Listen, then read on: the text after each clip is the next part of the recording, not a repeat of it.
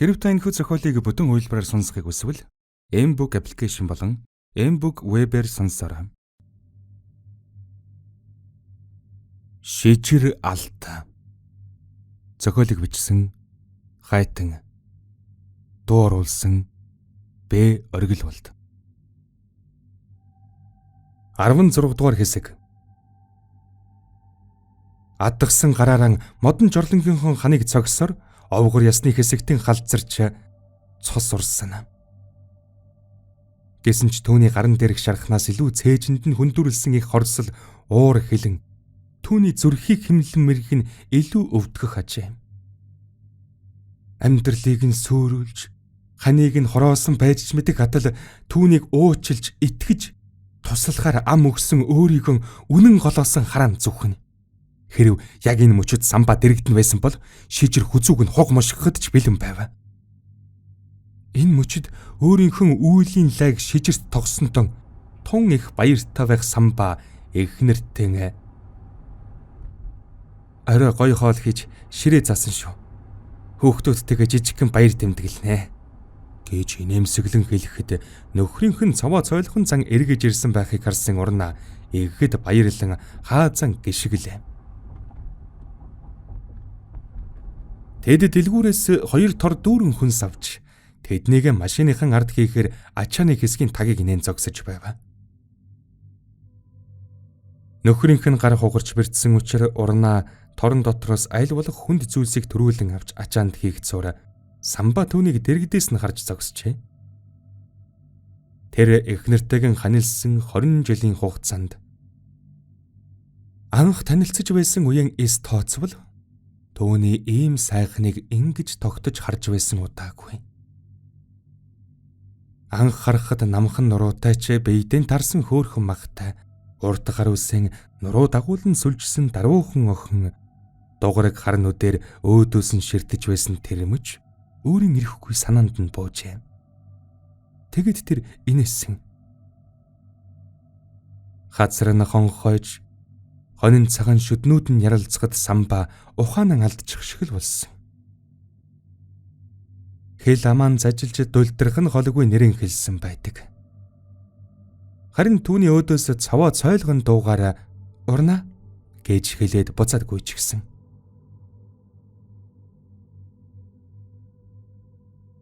Тэр өдрөөс хойш тэр жижигхэн охиныг тасралтгүй бодсоор сансандан хурч эхнэрэн болгож авсан билээ. Урнааг том хүүхдийн төрүүлэхэд самбаа дэрэгдэн байж чадаагүй. Дараагийнхан хүүхэд дээр ч тэр.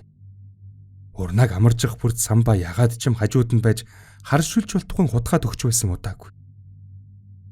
Хөдөө гадаа ажиллахаар явах бүрт урнаа түүний хувцас хунар хоол хүнс эм тан гэд хэрэгцээтэй бүгдийг хизээнэл боож баглаад бэлдчихсэн байдаг. Эхэн үедэн эхнэртэн талархсан ч хэлж илэрхийлхийг нэлцэгнах хэрэггүй гэдэг үгээр хоржоход дуурдаггүй байв. Үүнээс хойш тэг хэлээс доимшиг байдаг болсон. Хөдөөнөөс эргээд ирэхэд гэр орон үр хүүхэд хоол унд мөнгө санхүү гэд бүх зүйлс урсгалаараа явж байдаг байж. Аригтар сэргүүлж охин хүүхэнтэй зугаацаад ирэхтэн ч урнаа нэг удаа хэрүүлэг гуйж гомдлож байсангүй. Өнгөрсөн явдлыг цөм урнаа нүдэрийн хараагүй болохоос гадралж л байгаа. Гэсэн ч нөхрийгөө халамжлахын болсонгүй. Цаг тутам эмээг нь өгч хөл гарыг нь базалж амт шимттэй хоолоор бордох шиг болдог байв. Харамсалтай самбаа энэ мөчийг хүртэл урнаагийн энэ их хайр халамжийг байх ёстой зүйл мэтэр ойлгож хүлээн авдаг байжээ. Гэтэл энэ удаад ч мөн нөхрийнхөө өмнөөс тортой хүнсээ тааж ядан өргөөд ачаанд хийж байх юм. 2 дахь тортогон хийж дуусаад гарынхан алгыг хооронд нь үржиж сэгсэрсэн урнаа нөхөрлүүгэн харан инээмсэглэж. Машинтаа суухгүй яасан юм? Гэхэд самбаа түүний нүд рүү харан инээмсэглэж.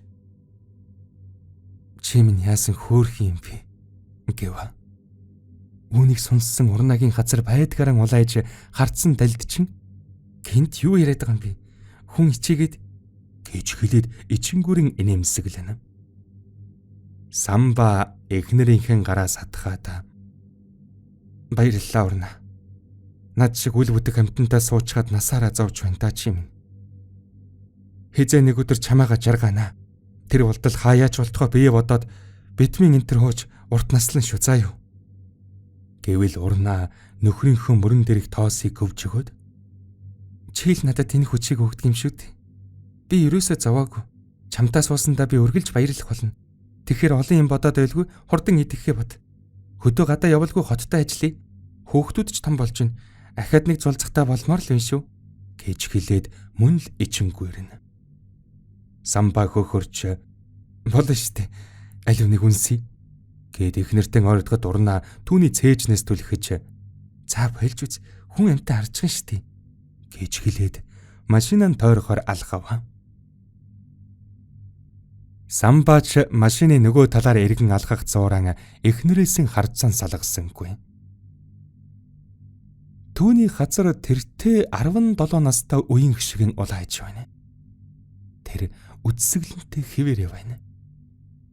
Ийм сайхан бүсгүй өөрийг нь сонгосонд бүх насаар нь талархаад ч барахгүй. Самбагийн зүрхэн дотор бүлээн мэдрэмж төрж тэр нь бүх биеэр нь тархав. Энэ бол хайр байж. Самба урнаа хоёр дөнгөж машиныхан арын буланг тойрон эргэх тэрмөчд чанга дууц дохио хингэр хагалчих шахан бүрэнхий дүндур хурц гэрэл гэлбүүлсээр ороод ирэв. Тас хих чимээ угсран толгой тарих дөргөөж хамаг биег нь тасар татах шиг янгинахад Самба өөрийн ирэхгүй хашгирчээ. Төмөр тачигнах их чимээн дундур бүсгүй хүний хашгирах чимээж гарав. Толгой тарих нь заадсарын салах шахам өвдөж эхлэхэд Самба арай ядан нүдэ нэв. Бөхсөн биеийн тэр жигтэн таагдахын аргагүй хүндэрч хөдлөхийн арга байсангүй. Бүтэн амьсгал авах гэхэд цээж нь хүндүрлэн цус амтагдаад болсонгүй. Зүүн уушигных нь харалтаа нэвт сүлбүүлсэн юм шиг л чимчигнэж хүндүрлэнэ.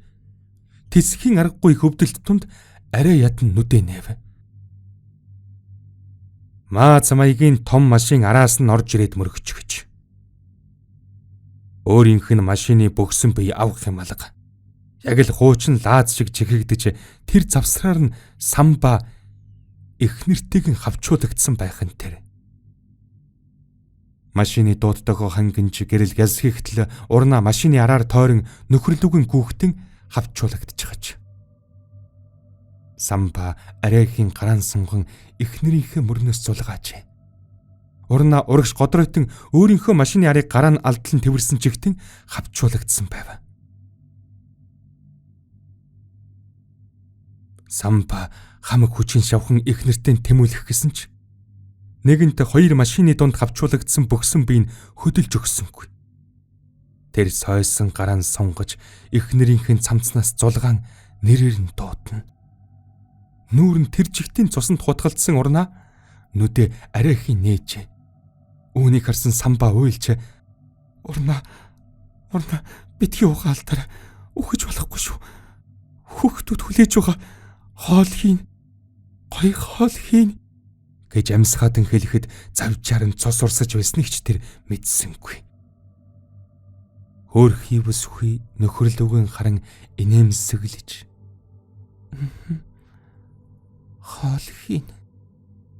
хоол хийн гэж дөнгөж хэлж амжив үгүй юу? Бөгшүүлэн ханиахад цус цацран нөхрийнх нь нүүрлөө үсрэнэ.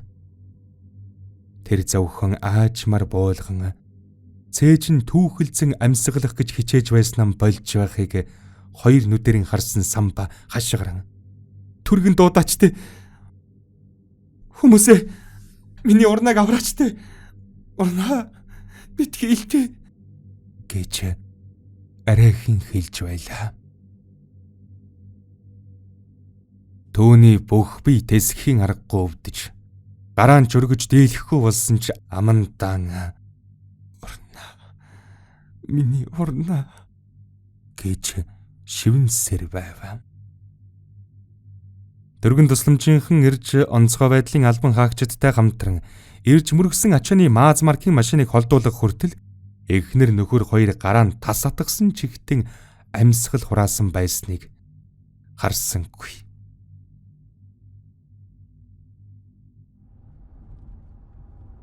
Өглөө эрт замд гарсан шижир замын турш залбирч явна. Гэхдээ ард үлдсэн хүүгийнхэн төлөө эцсийн хүртэл гуйж байв. Хүн өөрт нь муузуулдаг болсон ч тоохгүй яваад байж дийлэх адлан хөрөх хүүхдийнхээ төлөө амиа золиосонд гаргахад ч бэлэн байдаг. Ээжээсээ өнчиржүүлсэн хүүхэн ингэртэн тэрч унтахад хичнээн инхри байдгийг санаж хэрв ямар нэг зүйл тохиолдвол хүүгийнхэн эрх танхил үнэрийг үнэртэж хайрлсаар дуусгах гэж хуучин цамцыг нь цүнхэлж гарч ирсэн. Түүнийг ингэртэн тэрч залбирсаар явлаа. Үүрээр хөдөлсөн тул өд дундад замынхан талдан оржээ. Хэн гэдгийг нь мэдэхгүй хүний сургаар хайж олох тийм чамар ажил биш. Замдан унчихгүй тулд багахан хүнс базааж авснараа цайлж аваад цааш хөдлөв. Шижирт цаг минут бүр үнцэнтэй. Машиныхан голын толинд арын суудлал дээр хуучин даваанд боож тавьсан алдаан үе харна. Хэрв борхон гэж байдаг бол хүүгмэл хамгаалаарай. Миний хүү энэ бүхэнд ямар ч буруугүй. Нүгэл буй нэг ч ялахгүй гин цагаахан хүүхэд. Хэрв би энэ хүрээ дуусгах ёстой бол дуусъя. Ганцхан хүүгмэл харж үзээрэй. Миний хүүгийн туулах цамд ардан байна гэвэл аав нь цусаараа угаасан ч чадна. Өөр миний эрүүлэнх аз жаргалтай өсч торнож явал миний зориг бүтлээл гэсэн үг. Бурхан минь. Би үүрэх ёстой лайгаа үүрье. Үрд минь бүх халтагаач гэж дотор нь залбирч аврал ирж явсаар зорьсон газраа иржээ. Хадгалын төвд байх дэлгүүр рүү ороход нар хэдийн жаргасан байжээ. Худалдагч гэх ахмиг насны махлаг эмэгтэйтэй мэд мэдээд зорж байгаа хүний асуув. Шижир би нэг удган хүнийг хайж аваа юм л та. Хүү минь чи хаана угаагаа мэдэж гин үү? Эн чин хөвсгөл. Манай нутагч нь мундаг хотогт хувилгаадаар улсдан алдартай. Хаа сайг хууль зайран удаг нод байна. Нэр нь хин юм? Харин тийм ээ. Дүүн мэдж байна л та. Би харин тэр хүний нэрийг мэддэггүй. Дам дамаал сонссон юмараа л сураг гаргаж яваана. Тэгвэл яаж болдг юм? Гэж хэлээд буруу харан тавирнуудынхан тоосыг харвчна. Шижир шилээ маажж яага мэдэхгүй эргэлзэж зогсож байгаад нэгийг санав. Ихч нэрэн цөөхөн хідэн малтай бас ганцаараа амьдардаг гэсэн. Удам дамжсан их мундаг л удган гэсэндэ. Гэж дөнгөж хэлж дуусв үгүй юу? Худалдагч ухасхийн эргэж гараад цочсон эсвэл айсан байрын харцаар залууг цоолох мэт ширтэж. Чи тэрийг яаж таньдаг юм? Хамаатан нараа биш үсттэй. Гэж чичирсэн хоолоогоор асуухыг сонссон шижирэ. Сансныг бодоход олоход амархан болчих шиг боллоо гэж дотор нь боджээ. Би хамаатан биш ээ. Танд хэлсэн штэ. Дам дамаа сургалж ил явна. Тэр хүн чинь чиний бодож байгаа шиг хүн биш штэ. Тэр нь юу гэсэн үг юм? Ингийн нэг үйл хийгээд чиний зам мөрийг засдаг хүн биш ээ миний хүү. Эртхэн боц. Хоолоос яваавал та. Элдв дэмий юм бодлого энэ хавар буудал амралтанд очиж хончоод буц гэж хэлээд цааш яваад өгөв. Түүнтэй цааш ярилцахыг хүсэхгүй байгаа нь ээлт. Шижир арга тасарч дэлгүүрээс гарчээ. Тэр машин дээр очиж суулгүйгээр дэрэгдэн зогсож тамхиан асаав. Гэтэл ард нь хэн нэгний мэнгэртэй цээжээр ханиах шиг чимээ гарлаа. Залуу цочин эргэж харахад өмгхийн үнэр хангалуулсан нэлээд уудаг варын нөхөр чичирсэн гараан сунгаж ах та на тамхи өгч гэж адилхан ирүүлс байна шартаж яваа үз гэж бодон шижир шин тамхи гарган ирж өгчээ. Өнөө хүн давраад ахаад нэг шил юмч залуугаар авахулчихаж. Түүнээсээ нэг удаагийн аягаар хоёр өгсрүүлэн татаж аваад додор нь арай онгоосон байртай урт урт санаа алдан суух хэрээс шижир өнөө хүний тухай асуужээ. Миний дүү хэрэггүй ямаар оролдогч тийм ээ л байдаг юм да. Ахыг ахаар Нэг заар ингэн охинтой суусан биш. Амьдралаа самруулчихад л явна. Хэн бөө мөө гэж юмнаас ахна одоо бол айха байсан. Эдгэр чин сайн бол хийдэг л байх. Би тэрийг нь бол мэдэхгүй. Гэхдээ сайныхан хажуугаар муу юм бас тэр чинээгээр хийж байгаа. Тэр бүх үйл нь ардаа заавал үүлийн үртэй байдаг юм шүү дээ. Тэр үүлийн үр гэж айхтар юм бэ. Ахын шүтлэггүй л дээ. Ихтэн үүлийн үр байдаг гэдэгт баттаа итгэдэг хүн. Үүлийн үр хизээж хаалга андуурдаггүй юм. Чамайг биш юма гэхэд чиний гэр бүл үр хүүхдүүдэд чинь хэзээ нэг өдөр ирж л таар. Үүнийг сонссон шижрийн дотор харанхуулаад явчихжээ. Өөрөх мөрөөрөн өөрөө л үүрч дуусмаар байтал үр хүүхдүүд хүртэл ирдэг гэхийг сонссон түүний дотор бөөгнөрсөн хар үүлнээс аянга захих шиг болов. Та тэгвэл тэр хүний хаана амьдрдгийг нь цаагаад өгчгөлдөө. Тэр болохгүй. Би тэнд ахид нэг шил юм аваад өгье. Тэгэлтэй хаа. Би маш чухал бүр аминд тулсан хэрэгээр явж байгаа юм. За. Тэгвэл 2 юм. За, тохирлоо. Хэрв та энэхүү зохиолыг бүтэн үйлбэрээр сонсохыг хүсвэл M-Book аппликейшн болон M-Book Web-ээр сонсороо.